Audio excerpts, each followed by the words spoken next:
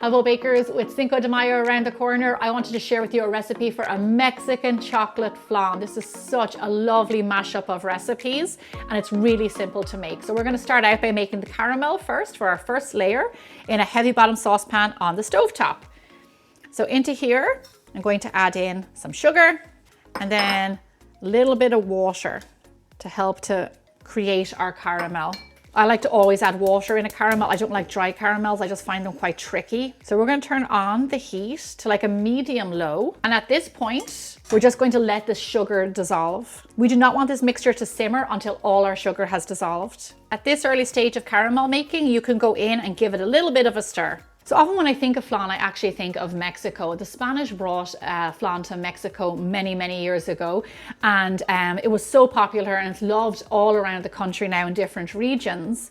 I decided to do a bit of a mashup with this recipe and combine it with Mexican chocolate, with its lovely dark chocolate, spice with cinnamon. Sometimes there's chili in there and it just has lots of lovely flavor. It's really unique. So I thought, like, why not combine these two, fantastic desserts and flavors together to make this one amazing recipe for Cinco de Mayo. So we're going to let this simmer here away for around 10 minutes or so. It takes some time. What we're looking for is a rich, dark brown color, which has lots of lovely flavor and it hasn't started to smoke yet. So if you're new to making caramel, I do have a troubleshooting caramel video that you should definitely check out. And it just tells you all the do's and don'ts about making caramel. The one thing you don't want to do is just crank up that heat thinking it's going to make the caramel cook faster. That does not work. You need to do kind of, a low and slow, steady simmer until it reaches the color that you're looking for. So come here to me, I want to show you that the color is starting to turn.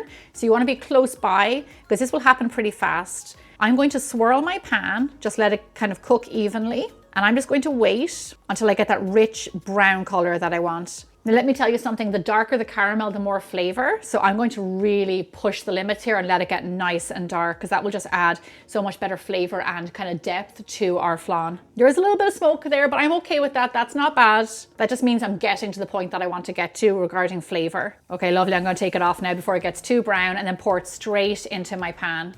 Lovely. Just so you know, once your caramel comes out of the pot, it actually continues to get even darker. So just factor that in when you're cooking your caramel. So just leave this here now, let it set. It's going to harden. And while it's doing that, we're going to make our custard. So our caramel is hardening. Let's make our custard. So into a nice heavy bottom saucepan, going to add in some milk, going to add in heavy cream, lots of flavor, fat and yumminess. I'm going to add in some bittersweet chocolate. Please use good quality because it will make all the difference to this recipe. Here's what makes it nice and spicy, a little bit of cinnamon. Now I didn't go crazy with the spices, okay? I know you might think like, oh gosh, I don't know about this, adding cayenne pepper into a dessert, but I really formulated this recipe so it's subtle but complementary. And then a little bit of salt just to bring out all of those flavors of everything, including the chocolate and the spices. Turn the heat on to medium and let this mixture just sit here and melt the chocolate and let those spices infuse into the liquid. So while that mix is just heating, I'm going to mix together all my egg yolks and the little bit of sugar that we didn't use in the caramel. Flan is custard based, so you need a lot of egg yolks. Just a baker's note, when you're making any type of custard based recipe, always mix your sugar and your eggs together once combined. Don't let regular granulated sugar sit on top of egg yolks because what can happen is that will actually start to cook and you'll get lumps of cooked yolk. And we don't want that. So just give it a mixy mix. So I like to go in and give it a bit of a whisk to check if my chocolate's melted. We're going to let it just come to a gentle simmer, just like this. Takes a few minutes, but that's okay. The slower it takes to heat up, the more those spices will infuse, so the flavor will actually be better. But I can see some steam coming off this now. Our chocolate is melted, it's looking good. I'm going to turn off the heat and I'm going to pour it directly onto my egg mixture. Now, you bold bakers know this is called tempering, and we're going to add a little bit. Whisk straight away to warm up those eggs. Once those are warmed up, add in more of your hot chocolate mixture. Just slowly drizzle it in. We temper so that the two mixtures end up being the same temperature and we're not adding something very hot into something very cold because that will cook your eggs. It's lovely. Oh my gosh, it feels lovely and thick under my whisk. Give it a good whisk until it's well combined. Once you've whisked all that up, the last thing we want to do is just strain this mixture, and we do this when making any type of a custard. Just in case there's cooked eggs in there or lumps of sugar or spices, anything like that. We want it to be silky smooth. That's the beauty of eating a custard or a flan. Set that over to the side, and we have our lovely custard. I'm going to bring back in my caramel.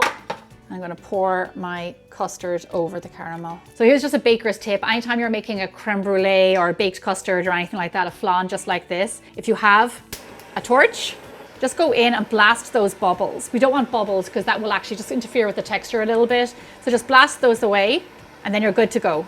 Okay, so our flan is ready to go. Here I have a kettle that just came off the boil. So follow me over to the oven and we can create our water bath and get it baking.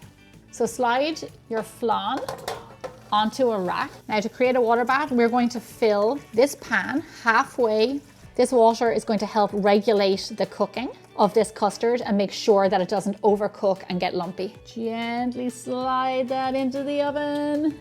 Bake your flan at 325 degrees Fahrenheit, 165 degrees Celsius for roughly 50 to 60 minutes. When cooking any type of a custard, what we're going for is not to cook it like fully. We're looking for a jiggle in the middle, and I'm going to show you what that looks like. That means that once it goes cold, we have the perfect texture of a flan.